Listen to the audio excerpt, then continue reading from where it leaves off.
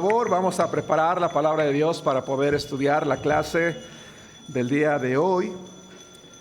Para no perder la costumbre, está el de la basura, ¿verdad? Haciendo competencia con el micrófono. Casi en la mayoría de las predicaciones, creo que de todas las iglesias, hermanos, no somos la excepción, se escuchan la campana de la basura.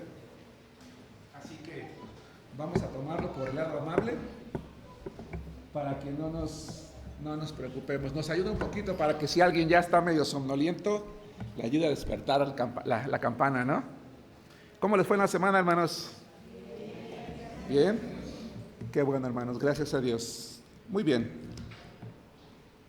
Permítanme hacer una breve oración por la clase del día de hoy, hermanos, para dar inicio a nuestra clase. Padre nuestro que estás en los cielos, gracias te damos, Señor, por este día hermoso. Gracias porque gozamos del privilegio de tener la vida y eso ya es un motivo de gratitud. Gracias por la comida, el sustento, el abrigo, el trabajo cotidiano del día a día, Señor. Hoy hemos venido a tu casa con el propósito precisamente de darte las gracias, porque reconocemos que la vida, las fuerzas, el ánimo, la inteligencia para llevar a cabo las actividades que cada uno desempeña provienen de ti. Y Señor, no solamente venimos a darte las gracias, sino también a adorarte a través del canto, a través de las ofrendas, de la comunión con los hermanos y también para aprender de tu palabra, para que ella sea la guía de nuestra vida. Trae bendición, derrama bendición en la vida de cada hermano, de cada persona que está aquí, así como aquellos que nos siguen en la transmisión en vivo en nuestras redes sociales. Que tu palabra nos edifique. Danos gozo, alegría, Señor, en el nombre de Cristo Jesús. Amén. Amén. Muy bien, hermanos. Estamos estudiando una serie que se llama Tras los pasos de Jesucristo en el Antiguo Testamento. Tras los pasos de Jesucristo en el Antiguo Testamento. Esta serie tiene como propósito que cada uno de nosotros se familiarice con la persona de Jesucristo, no nada más en los evangelios. A veces estamos acostumbrados a que para saber de Jesús, pues vamos a los evangelios o vamos a las cartas, a las epístolas. Sin embargo, el Antiguo Testamento es un libro es una serie de libros que por doquier nos presentan a la persona del Señor Jesucristo. El propósito, el tema central de toda la Biblia es precisamente Jesús. Él es el personaje central en toda la Biblia. No hay un libro del Antiguo Testamento prácticamente que no hable de Jesucristo. El tema central es la salvación del hombre. Esta serie de estudios tiene como propósito precisamente encontrar todas aquellos tipos, aquellas imágenes, aquellas referencias claras, directas o implícitas que hay en cada uno de los libros del Antiguo Testamento y que de esa manera también en cada uno de nosotros se despierte, porque eso también es un propósito de esa serie, despertar en nosotros, hermanos, un amor no solamente por toda la Biblia, sino particularmente por el Antiguo Testamento. Porque como he dicho en repetidas ocasiones, quizás es probable, ojalá que no sea el caso de los hermanos de nuestra iglesia, pero que el Antiguo Testamento no nos llame mucho la atención precisamente por eso, ¿no? Pero en la medida en la que vamos estudiando su contenido, pues despierte en nosotros ese interés y ese amor y que leamos ahora de manera diferente esta parte de la Biblia. Quiero decirles, hermanos, a manera de introducción, que el tema que vamos a ver el día de hoy, por supuesto, como cada uno de los que hemos visto, es un tema relevante, es un tema importante. Es tan importante, hermanos, que el propio Señor Jesucristo hace referencia a Él cuando Él está durante su ministerio aquí en la tierra. Él aseveró, Él aseguró que Moisés había hablado de Él. Hemos descubierto, ¿verdad?, para aquellos que no están familiarizados con la Biblia, todo el Pentateuco, es decir, los primeros 5 libros de la Biblia, Génesis, Éxodo, Levítico, Números y Deuteronomio, provinieron de la pluma de Moisés. Él es el autor de estos 5 libros. Así que podríamos decir, claro que sí, Moisés ampliamente habló a través de esos tipos, imágenes o figuras de la persona del Señor Jesucristo. Sin embargo, es altamente probable, como lo vamos a ver el día de hoy, que esas palabras que usó Jesucristo y que más tarde vamos a corroborar se referían precisamente a una mención en particular que es la que vamos a aprender nosotros el día de hoy. Así que les ruego, hermanos, que abran sus Biblias en el libro de Deuteronomio. quinto libro de la Biblia, empezando desde el principio. En el Antiguo Testamento, el libro se llama Deuteronomio, capítulo 18, versículos 15 al 18. Más tarde vamos a leer un poquito atrás el contexto, pero de momento quiero que leamos los versículos 15 al 18. El título del tema que vamos a estudiar el día de hoy, hermanos, se llama Jesucristo es el profeta que anunció Moisés. Jesucristo es el profeta que anunció Moisés. Leo la palabra de Dios en Deuteronomio capítulo 18, versículos 15 al 18, hermanos, que dice así: profeta de en medio de ti, de tus hermanos, como yo, te levantará Jehová tu Dios, a él oiréis. Conforme a todo lo que pediste a Jehová tu Dios en Horeb el día de la asamblea, diciendo: no vuelva yo a oír la voz de Jehová mi Dios, ni vea yo más este gran fuego para que no muera. Y Jehová me dijo: han hablado bien en lo que han dicho. Profeta les levantaré de en medio de sus hermanos como tú, y pondré mis palabras en su boca, y él les hablará todo lo que yo le mandare. Hermanos, si nosotros examinamos el Antiguo Testamento y nos preguntamos cuándo empezó la función de los profetas, podríamos encontrar que la función oficial, vamos a llamarle, reconocida de profecía, empezó hasta la época de Samuel. Sin embargo, cuando leemos la Biblia nos damos cuenta que ya desde tiempos tempranos, como Moisés, hermanos, es reconocido como un profeta, como alguien que anunciaba la voluntad de Dios, que la daba a conocer al pueblo. La relación entre Dios y Moisés, hermanos, fue una relación tan especial que la relación que Jehová tuvo con Moisés, hermanos, fue muy especial, fue muy diferente. Incluso Moisés podemos considerarlo directamente como un intercesor entre Jehová, entre Dios y su pueblo. La tarea profética, hermanos, en aquel entonces, o en su tarea profética, Moisés un día le dijo al pueblo de Israel que un tiempo posterior, no dijo cuándo, Dios les levantaría un profeta. ¿Qué tipo de profeta? ¿Por qué Moisés termina diciendo estas palabras al pueblo de Israel? Bueno, déjenme decirles, hermanos, que Moisés enseñó al pueblo dos cosas. La primera cosa que enseñó Moisés es obedecer al pueblo, es a obedecer la voluntad de Dios, no la suya, sino la voluntad de Dios expresada a través de sus leyes y a través de sus mandamientos. La segunda cosa que Moisés le enseñó al pueblo es que todo lo que el pueblo necesitaba para guiar su vida era precisamente a Dios, a sus leyes, sus mandamientos. Cada uno de los cientos de miles, quizás 3 millones aproximadamente de judíos que ya existían en aquella época, aprendieron que todo lo que ellos necesitaban era seguir a Dios, obedecer sus leyes y sus mandamientos para que ellos pudieran avanzar en su vida, para que ellos y sus hijos pudieran ser bendecidos. Pero un día, en este contexto, Moisés, aproximadamente unos 1200 años antes de Cristo, le dice al pueblo de Israel que un día el Señor les va a levantar un profeta, pero no iba a ser cualquier profeta. Va a ser un profeta que puede ser considerado como el profeta ideal, como un profeta especial. A través de los años, hermanos, el pueblo de Israel entendió que aquel profeta del cual hablaba Moisés era alguien muy especial. El problema está en que cuando Moisés dice esto, no les dice cuándo se va a levantar. A través de los siglos se levantaron hombres tan grandes, hermanos, como Elías. Elías, si usted o tú, hermano o hermana, lees la Biblia, te vas a dar cuenta que fue un hombre de verdad poderoso. El poder de Dios obraba en la vida de este hombre, pero él no fue el profeta. Para los adolescentes y jóvenes que van llegando, bajen a sus clases, ¿verdad? Ya se distribuyeron las clases. Después se levantó Eliseo. Si alguien admira a Elías, hermanos, en mi opinión, Eliseo es un profeta todavía más poderoso, pero no era él. Después vino Isaías.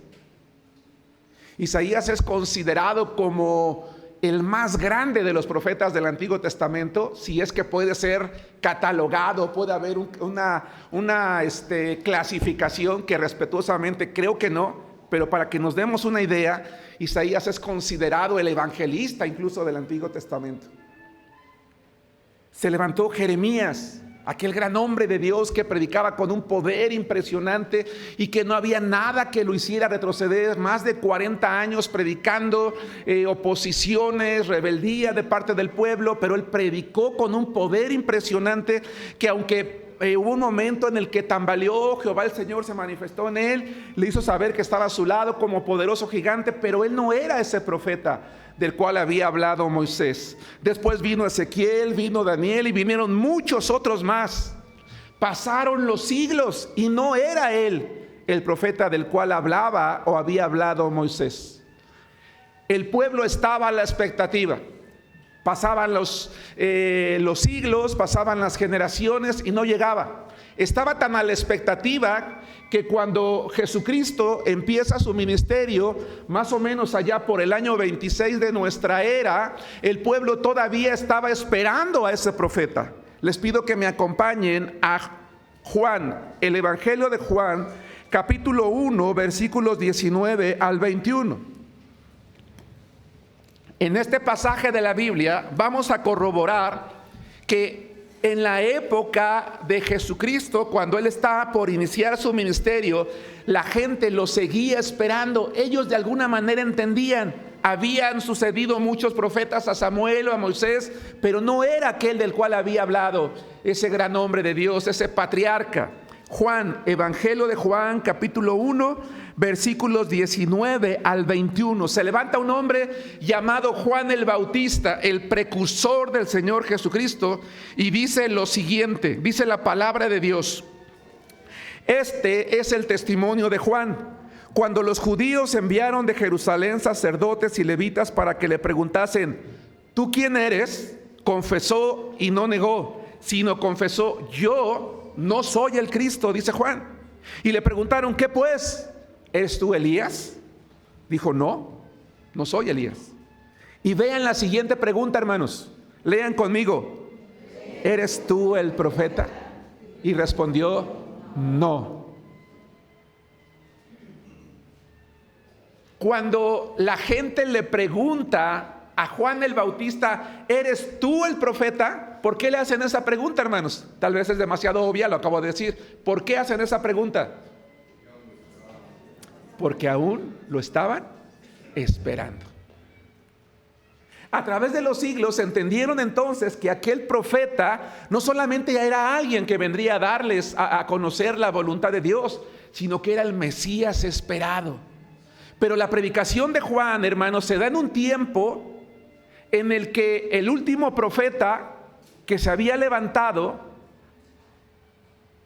había dado su mensaje hacía ya 400 años aproximadamente. Durante varios siglos nadie se había levantado a traer profecía, a traer palabra de Dios. Parecía como que Dios había roto, permítame utilizar esa frase momentáneamente, la comunicación de manera intencional con su pueblo. Y entonces cuando se levanta Juan el Bautista y predica con tal autoridad, con tal ímpetu, que la gente dice: probablemente ya es él. Pero él dice: no, yo no soy. El pueblo de Israel sabía que los profetas tenían funciones muy importantes, muy valiosas. La experiencia les había enseñado, atención en esto, hermanos, la experiencia les había enseñado que no tenían que escuchar a cualquiera que se dijera profeta, porque podía engañarlos. Y es que lamentablemente, hermanos, a través del tiempo, quien enseñaba la palabra de Dios, quien recibía esas revelaciones de parte de Dios, había llegado a asumir un papel tan importante en medio de la sociedad hebrea que a través del tiempo se levantaron hombres que quisieron tener ese lugar de prominencia, ese lugar de autoridad o ese lugar de respeto, que empezaron a decir profecías que no tenían nada que ver con Dios. Llegó el momento en el que el pueblo, a través de la ley, a través de sus profetas, entendieron que antes de escuchar a un hombre que se dijera profeta, que escucharan a alguien que les diera a conocer la voluntad de Dios, tenían que seguir 3 reglas. La primera: si es una persona que te llama a abandonar a Dios o sus mandamientos, es falso. 2, si es alguien que te habla en nombre de otro Dios, es falso. Si es alguien cuya profecía no se cumple, entonces es falso. Este es un buen momento, hermanos, para decirles lo siguiente. La función de profecía hoy en día ya no existe. Esto es muy importante. Lamentablemente hay muchas personas, y bueno, tenemos visitantes, ¿verdad?, en algunas iglesias que con el propósito de tener cierto dominio, cierto control o cierta autoridad sobre las personas, dicen recibir revelaciones de Dios y a través de ellas influenciar en la vida de las personas. La función de profecía hoy ya no existe. ¿Por qué?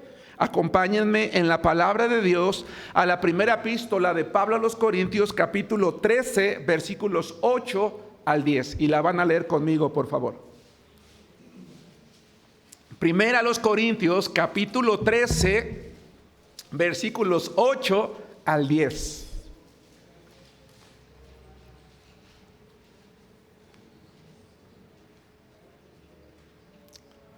Hermanos, hasta aquí. ¿Me estoy explicando con claridad? ¿Es claro lo que estoy diciendo? ¿Vamos bien? Perfecto. La palabra de Dios dice, todos, hermanas, hermanos, 13:8 de 1 a los Corintios al 10. Dice así: el amor nunca deja de ser, pero las profecías se acabarán y cesarán las lenguas y la ciencia acabará. Porque en parte conocemos y en parte profetizamos, mas cuando venga lo perfecto, entonces lo que es en parte se acabará. Había un momento, hermanos, en la vida de la iglesia que no se había recibido toda la revelación de Dios. La Biblia se estaba escribiendo todavía, no era un libro conjunto como el que tenemos hoy. Había el rollo de Isaías, el rollo de Daniel, el rollo de esto, el rollo del otro, el rollo de aquello.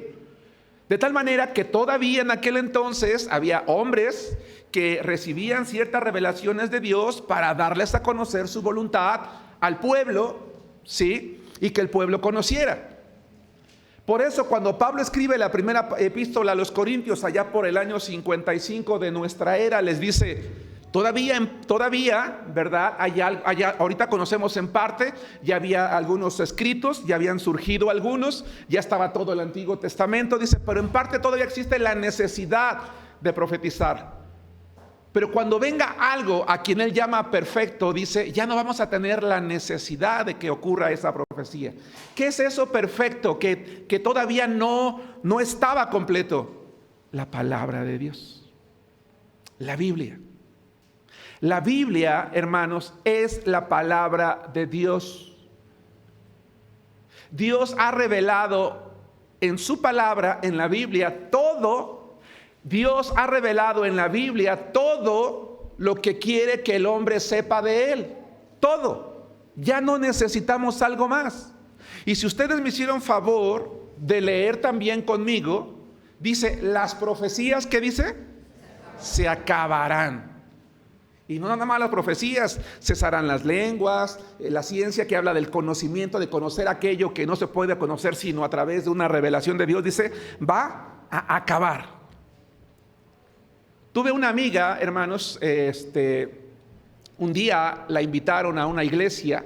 Ella era pues una chica muy simpática, ¿verdad? De buen carácter. Y como a la semana, a las 2 semanas que empezó a ir a esta iglesia, me dice, ¿qué crees que le preguntó, oye, ¿qué pasó? ¿Cómo te fue en la iglesia donde fuiste? Porque me comentó que le habían invitado.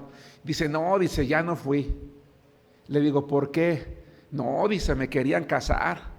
Digo, ¿cómo que te querían casar? Sí, dice, como a la semana, a las 2 semanas se me acercó un señor y me dijo, oye, dice, te tengo una profecía para ti. Le digo, sí, sí, ¿y qué es? Dice, Dios me reveló que te tienes que casar con nuestro líder de alabanza. Le había gustado al muchacho a mi amiga y le dijo, se acercó a este hombre y le dijo, yo creo que ha de haber dicho, pues ¿cómo le hacemos, no? Oye, pues te tengo una profecía, dice. Dios dice que te tienes que casar con este muchacho. No, dice que me voy. Suena chistoso, hermanos, pero es real lo que les estoy diciendo. Y en este tipo de profecías que Dios te dice que tienes que hacer esto, que tienes que hacer el otro, que tienes que hacer... Nada que ver con Dios, hermanos. ¿Sí me explico? Estamos hablando de un hombre en la época antigua, cuando esa función existía, que le está diciendo al pueblo que un día el Señor les va a levantar un profeta particular, especial, con ciertas características y cualidades, alguien único, alguien diferente, alguien especial. ¿Por qué les dice eso? Más tarde lo vamos a entender. ¿Quién es ese profeta del cual hablaba Moisés? Ese profeta es Jesucristo. Vamos a corroborarlo. Vayan conmigo al Evangelio de Juan capítulo 1 y vamos a ver por lo menos 5 pruebas de que ese profeta es Jesucristo. Por eso el tema de hoy se llama Jesucristo es el profeta del cual habló Moisés. ¿Sí queda claro, hermanos? La función de profecía hoy en día ya no existe. Así que si un día yo les digo, hermanos, les tengo una profecía, Dios dice que me inviten los tacos hoy en la noche, no es cierto. Ya si me los quieren invitar, bueno, eso ya es otra cosa, ¿no? ¿Ok, hermanos? Bien. Dice la palabra de Dios. Vamos a hablar de Felipe. Jesucristo está en la tierra, ha empezado su ministerio. Dice Felipe, quien incluso llegó a ser uno de los apóstoles de Jesucristo. Juan 1:45. Felipe halló a Natanael y le dijo, hemos hallado a aquel de quien escribió Moisés en la ley, así como los profetas. Lean conmigo, a Jesús, hasta allí, a Jesús. Ellos sabían perfectamente que no era cualquier profeta. Llegaron a entender que era su Mesías, que incluso los otros profetas, aquí solamente puse una pequeña lista, pero son muchos más, habían anunciado también. Y continúo con la lectura, a Jesús, el hijo de José de Nazaret. 2. Vamos a avanzar en Juan capítulo 6, versículos 13 al 15. Y vamos a ver lo que pasa con Jesucristo después de que Él multiplica la comida para 5,000 personas. ¿A qué conclusión llega la multitud que ve a Jesús hacer ese milagro tan impresionante? Dice Juan capítulo 6, versículos 13 al 15, todos juntos, dice: recogieron pues y llenaron 12 cestas de pedazos que de los 5 panes de cebada sobraron a los que habían comido. Aquellos hombres entonces, viendo la señal que Jesús había hecho, dijeron: este verdaderamente es el profeta que había de venir al mundo. Pero entendiendo Jesús que iban a venir para apoderarse de él y hacerle rey, volvió a retirarse al monte él solo. Pregunta, hermanos. 1. ¿Jesucristo corrigió a las personas que concluyeron que él era el profeta que esperaban? ¿Por qué no los corrigió? Porque era él. 2. ¿Por qué pide a sus discípulos que se vayan de allí? ¿Verdad? Si ustedes continúan la lectura, y él se sube a un monte a orar. Porque ¿qué querían hacer con él? ¿Cómo? ¿Y a qué había venido Jesús? A morir por nuestros pecados, no para ser el rey del mundo. Él no corrige la conclusión a la que ellos llegaron, porque Él era ese profeta, del cual durante siglos se había anunciado. ¿Por qué creemos en la Biblia si fue escrita por hombres? Claro que fue escrita por hombres, por supuesto que fue escrita por hombres, pero no fue cualquier tipo de hombre. Fueron hombres cuyas cualidades y características es que eran hombres temerosos de Dios, conocedores de Dios, dependientes de Dios. Dios les revela su voluntad y a través de su Espíritu Santo cuida que escriban aquello que Él les ha revelado. De tal manera que cuando cada uno de los autores escriben los 66 libros de la Biblia y se conjuntan como uno solo, encontramos en estos libros, porque la palabra Biblia significa libros, encontramos algo muy interesante: unidad.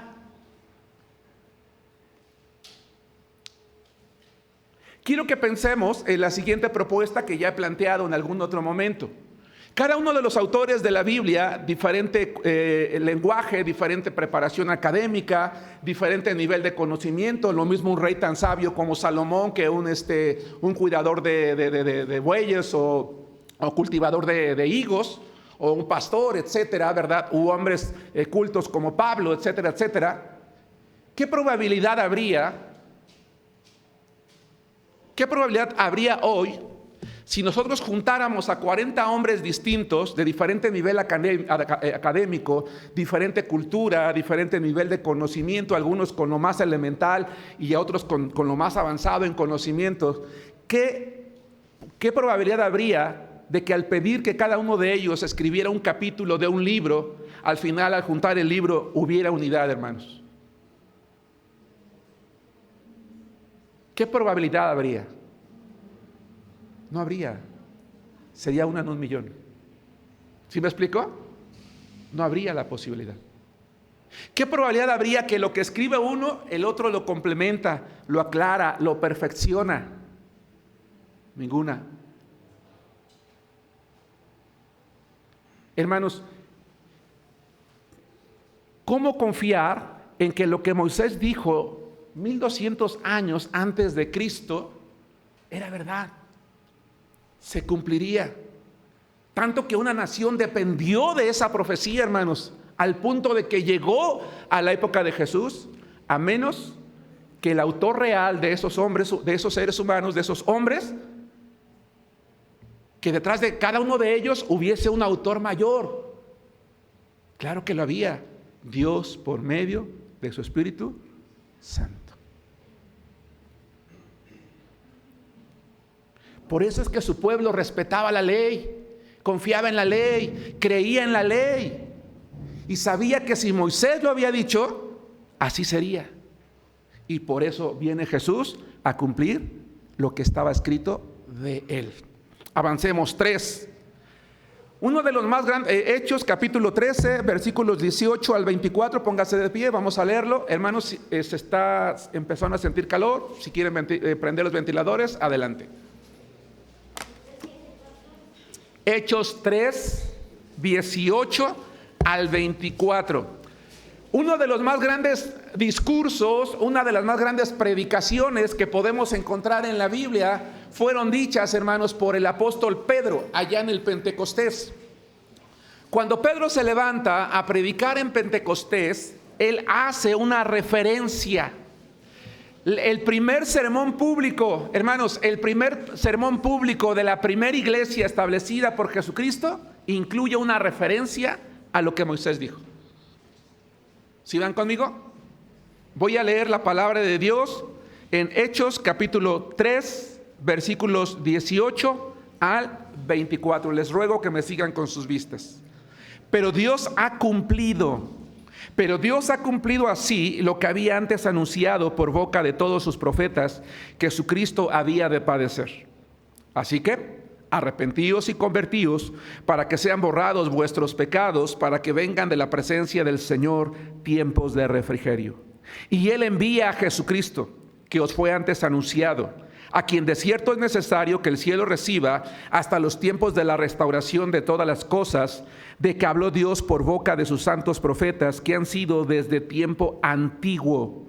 Porque Moisés dijo a los padres: el Señor vuestro Dios os levantará profeta de entre vuestros hermanos como a mí. A él oiréis en todas las cosas que os hable, y toda alma que no oiga a aquel profeta será desarraigada del pueblo. Y todos los profetas desde Samuel en adelante, cuantos han hablado, también han anunciado estos días. Tomen asiento, hermanos.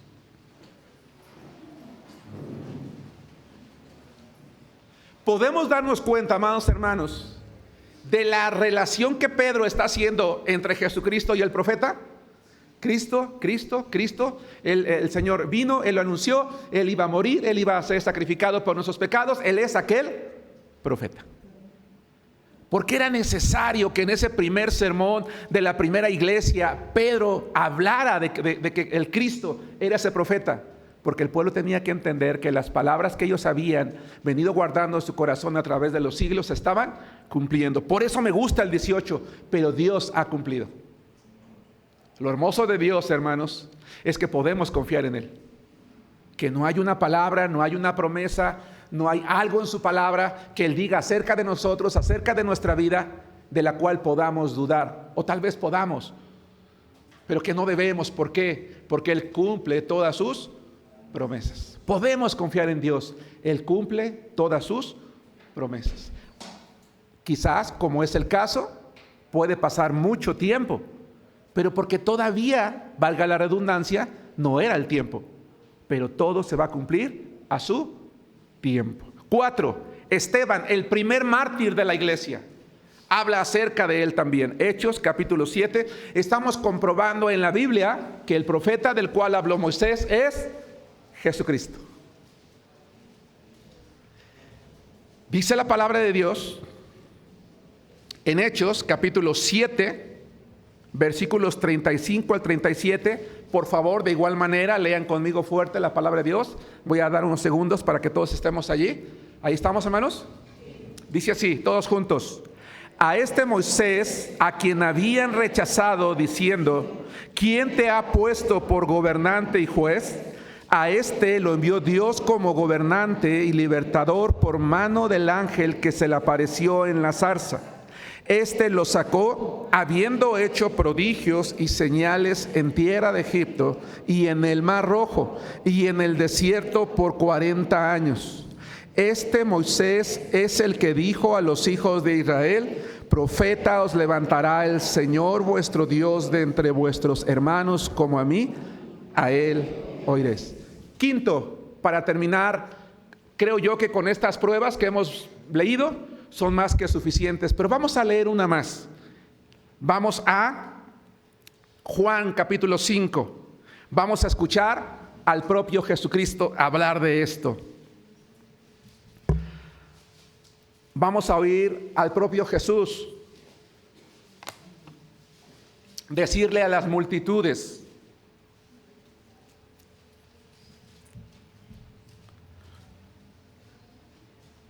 y antes de leer este pasaje, un hermano voluntario o voluntaria retroceda al 39 del mismo versículo, del mismo capítulo, póngase de pie y léalo.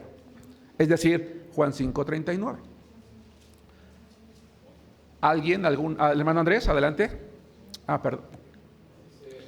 Escudriñad las escrituras, porque a vosotros os parece que en ellas tenéis la vida eterna, y ellas son las que dan testimonio de mí. Gracias, hermano Andrés. Cuando Jesús estaba en la tierra, la gente no creía en Él. Le cuestionaban todo.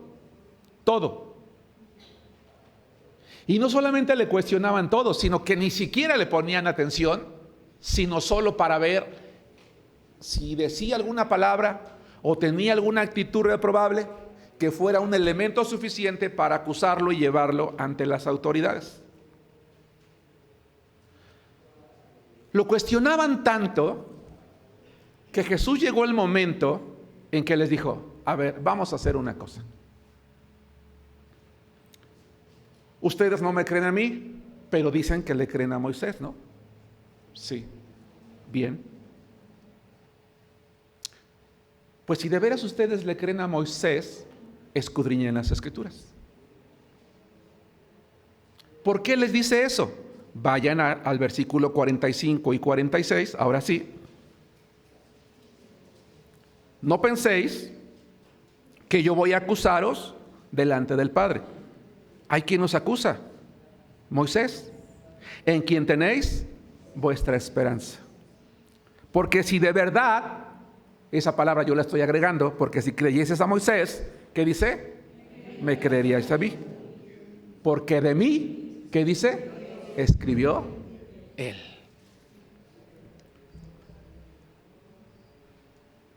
Pregunta, hermanos. ¿Por qué Jesús dijo, porque de mí escribió él? ¿A qué se refería Jesús? Yo soy el profeta del cual les habló Moisés. En mí se está cumpliendo todo lo que se había dicho. Y si de verdad, como ustedes dicen, le creen a Moisés, lo cual no es cierto, me creerían a mí, porque de mí escribió él. ¿Hasta aquí vamos bien? ¿Dudas, preguntas, comentarios, aportaciones? ¿Todo está bien?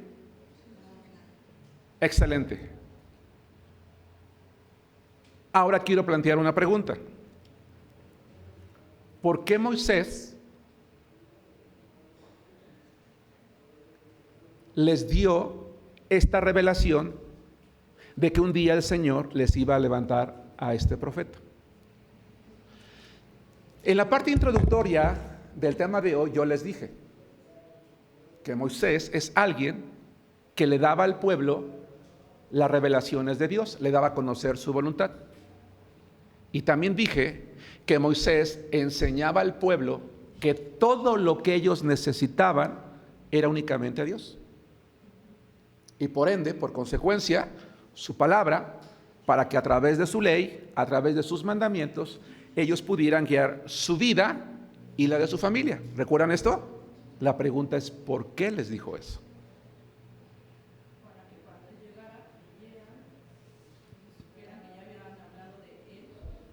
No. No, pero sí, o sí, pero no. Sí, porque al final de cuentas, Moisés quería que ellos esperaran, pero lo dijo por una situación que en ese momento requería que el pueblo supiera que Dios y su palabra es todo lo que ellos necesitaban. La pregunta es ¿por qué? Vamos a regresar al contexto de Deuteronomio capítulo 18, versículos 9 al 14. En estricto sentido, hermanos, hasta aquí podríamos terminar la clase, pero quedaría inconclusa si no estudiamos el contexto, el por qué, donde surge, salud hermana, la relevancia de las palabras. Y aquí vamos a recibir una enseñanza a aquellos que no la sepamos y una confirmación a aquellos que ya la sabemos. Recuerda, hermano, si algún día tienes una duda respecto a la Biblia, pregúntale a la Biblia. ¿Qué significa preguntarle a la Biblia? Lee, lee, lee y lee. Y te vas a dar cuenta que la misma palabra de Dios te va a ir respondiendo, indicando.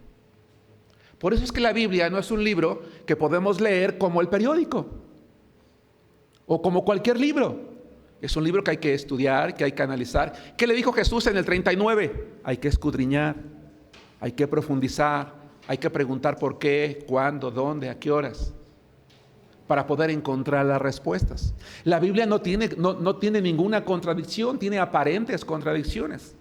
Cuando la leo, cuando la escudriño, cuando la estudio, ya me quedó claro, ya entendí por qué, con razón en aquel momento no sabía.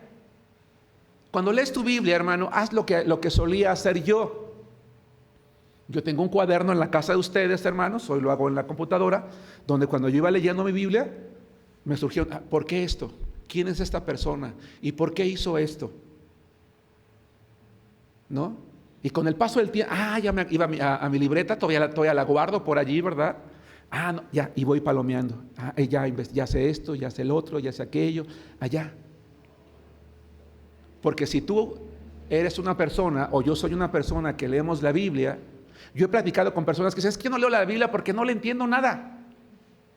Bueno, síguela leyendo, síguela leyendo, síguela leyendo, y te vas a dar cuenta que si tú oras a Dios, le pides sabiduría a Dios, Él te va a hacer entender su palabra. Pero requiere, ¿qué, hermanos? Estudio. Jesús le dice, escudriñen, profundicen. Sigue una pregunta en el aire. ¿Cuál es, hermanos? ¿Por qué? Se los dijo. Vamos a responderla. Deuteronomio 18, 9 al 14. Si me lo permiten, yo le voy a dar lectura porque quiero ir haciendo algunas comentarios adicionales.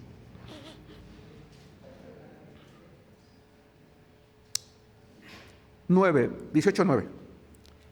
Cuando entres a la tierra que Jehová tu Dios te da, no aprenderás a hacer según las abominaciones de aquellas naciones. No sea hallado en ti quien haga pasar a su hijo o a su hija por el fuego, ni quien practique adivinación, ni agorero, es decir, que predice males o desdicha, ni sortílego, que adivina o pronostica algo por medio de suertes supersticiosas, ni hechicero, una persona cuyo oficio es la magia, el misticismo, el esoterismo, ni encantador, que hace conjuros o encantamientos, ni adivino, que hace predicciones o que pretende descubrir cosas ocultas o desconocidas por medio de magia o de la interpretación de signos, hermanos. Ni mago, es decir, un astrólogo adivino, ni quien consulte a los muertos, los nigromantes, hermanos. Porque es, ¿qué dice? Abominación para con Jehová. Cualquiera que hace estas cosas, y por estas abominaciones Jehová tu Dios echa estas naciones de delante de ti. Perfecto serás delante de Jehová tu Dios, porque estas naciones que vas a heredar a agoreros y adivinos oyen, mas a ti no te ha permitido Jehová tu Dios. ¿Y qué sigue después de esto, hermanos? ¿Qué sigue después de esto? ¿El anuncio de qué? Del profeta. ¿Por qué Moisés les dijo?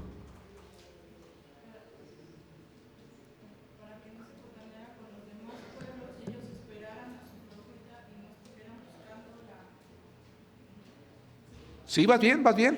Para que no estuvieran buscando la respuesta en otras cosas que tenían los demás pueblos, ellos pusieran su fe en el profeta que había de venir. ¿Alguien más complemente? Cualquiera puede hacerlo, no pasa nada. Quizá porque sabían, de hecho al día de hoy los hebreos judíos no han tenido a alguien más como Moisés, ¿no? O sea, era para ellos su máxima autoridad, que se lo dijera Moisés era como, o que lo dijera Moisés, era como decirles, te está diciendo alguien Es ley. que mismo le estás dando una autoridad Sí. muy por arriba, ¿no? Y es una manera también, yo creo que Moisés decir, yo les avisé. ¿Qué quería contrarrestar Moisés, hermanos?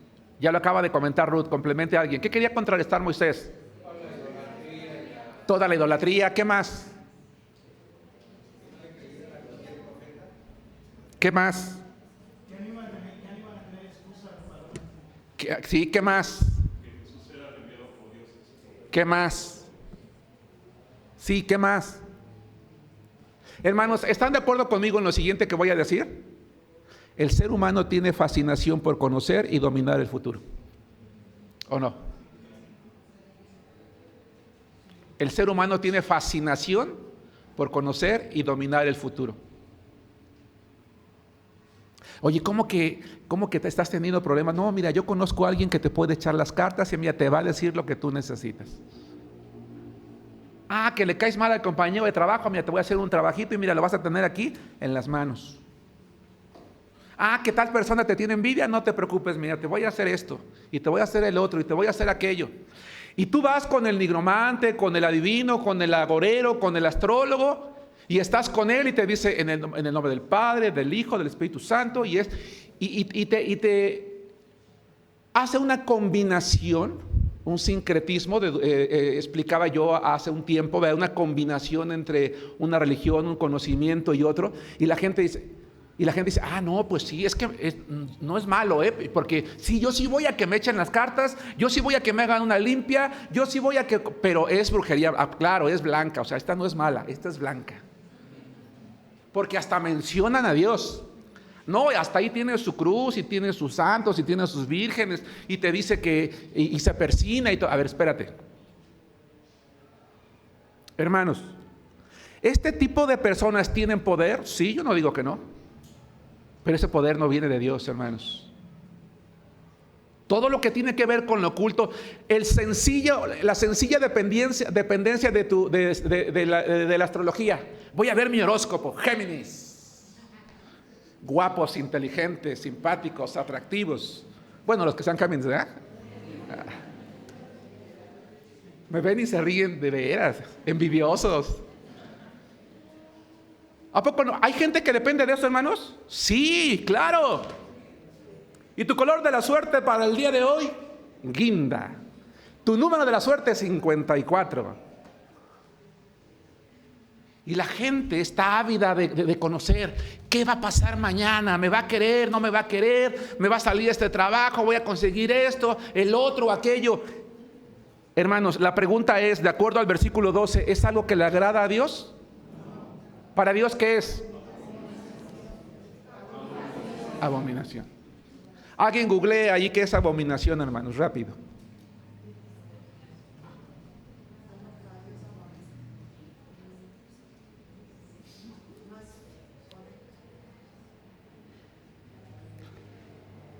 ¿Qué quería evitar Moisés cuando les infunde confianza en aquel profeta? ¿Quién no tiene? José Luis. Hermano, hermana, ten cuidado. La vida no es fácil, ¿o sí? No lo es. Los cristianos también perdemos el trabajo. Nuestros negocios también quiebran. También nos enfermamos. También tenemos malas rachas. A veces más de las que quisiéramos. A veces tenemos un problema y oramos y viene otro. Y le decimos a Dios, Señor, creo que no me entendiste porque quería que me lo solucionaras, no que me mandaras otro, pero te vienen otros dos. ¿A alguien no le ha pasado eso, hermanos? La vida no es fácil. El problema es cuando se vulneran nuestras emociones. Cuando se vulneran nuestras emociones, se puede vulnerar nuestra fe. Y cuando se vulnera nuestra fe, ¿qué pasa? Buscamos, ¿América? Buscas otras alternativas. ¿Qué pretendía Moisés? Afirmar su confianza. Ustedes todo lo que necesitan es a Dios, su palabra, sus mandamientos. Es todo lo que necesitan. Tanto que un día el Señor va a levantar un profeta particular, especial, único, que no solamente va a funcionar como intercesor para dar a conocer la voluntad de Dios, sino a través de los siglos se fue entendiendo que ese profeta era el Salvador. Era Dios, era Emmanuel. Era Dios hecho carne. Hermano, ten cuidado cuando estás pasando por momentos de dificultad. Con ese amigo de la oficina que te ama, que te respeta, que te quiere, que quiere lo mejor para ti. Sí, ya sé que eres cristiano, pero mira, no pasa nada. Mira, te voy a hacer una bolsita con unos frijolitos, una modenita. Ponlo allí en tu cartera y vas a ver que se te va a llenar de dinero. Cuelga esto detrás de tu puerta, rocía esta agua. No pasa nada, no tiene nada de malo. Es blanca. No, si fuera negra, ahí sí. O morada, o guinda, o azul, o de colores, ahora como está el arco iris, ¿no? Hermanos, esto no es de Dios. El poder que esta gente tiene para adivinar no es de Dios, no proviene de Dios.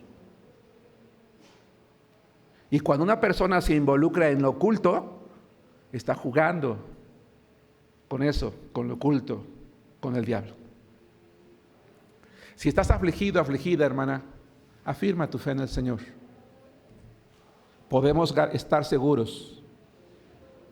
Me decía Israel hace rato, el saber que lo dijo a Moisés era ley porque era el líder que Dios había levantado.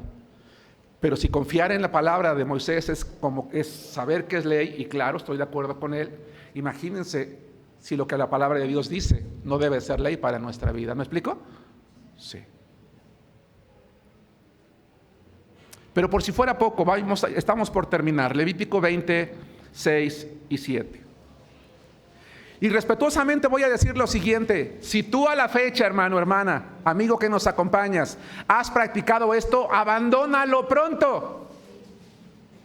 Hermano, hermana, amigo que nos acompañas el día de hoy, si por ignorancia, por temor, por miedo, por desconfianza, por falta de fe, has practicado algo como esto, abandónalo pronto, porque no es de Dios.